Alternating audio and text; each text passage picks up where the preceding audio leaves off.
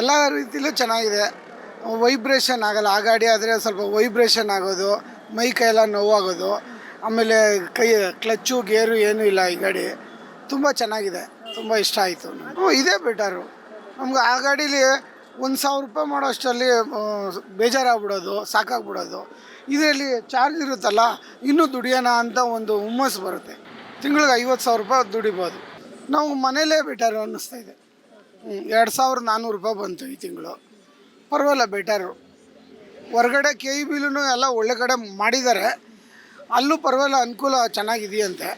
ನಾನು ಇದುವರೆಗೂ ಎಲ್ಲೂ ಹಾಕ್ಕೊಂಡಿಲ್ಲ, ಮನೇಲೇ ಹಾಕ್ಕೊತಾ ಇದ್ದೀನಿ. ಪರವಾಗಿಲ್ಲ. ಸೇಫು ಯಾವುದ್ರಲ್ಲೂ ಸೇಫ್ ಇಲ್ಲ ಮೇಡಮ್. 3 ವೀಲರು ಯಾವುದು ಸೇಫೇ ಇಲ್ಲ. ಎಲ್ಲ ಡೇಂಜರ್. ಹುಷಾರಾಗಿ ಓಡಿಸ್ಕೋಬೇಕಷ್ಟೆ. ಎಲ್ಲರೂ ಇನ್ನು ಮುಂದಕ್ಕೆ ಇದೇ ಬರುತ್ತೆ. ಮೊದಲು ಬ್ಲ್ಯಾಕ್ ಗಾಡಿ ಹೆಂಗೆ ಬರ್ತಾಯಿತ್ತು, ಆ ಗಾಡಿ ಎಲ್ಲ ಹೋಗಿ ಗ್ರೀನ್ ಹೆಂಗಾಯಿತು ಬೆಂಗಳೂರು ಸಿಟಿಲಿ, ಅದೇ ಥರ ಗ್ರೀನೆಲ್ಲ ಹೋಗಿ ಬ್ಲೂ ಆಗುತ್ತೆ ಖಂಡಿತ ಮುಂದಕ್ಕೆ. ಅಂದರೆ ಸ್ವಲ್ಪ ಚಾರ್ಜಿಂಗು ಸ್ವಲ್ಪ ಜಾಸ್ತಿ ಮಾಡಬೇಕಾಗಿತ್ತು ಅಂದ್ಕೊಂಡೆ, ಆದರೆ ಅದು ಬಂದಿದೆ. ಬಟ್ ನಾನು ತಗೊಂಡ ಮೇಲೆ ಆ ಗಾಡಿ ಬಂದಿದೆ. 250 ಮೈಲೇಜ್ ಬರೋದು. 1,500 ಸಂಪಾದನೆ ಮಾಡ್ಕೊಂಡು ಆರಾಮಾಗಿ ಮನೆಗೆ ಹೋಗ್ಬೋದು. ಇರೋ ಚಾರ್ಜಲ್ಲಿ ಏನೂ ತೊಂದರೆ ಇಲ್ಲ, ಚೆನ್ನಾಗಿದೆ.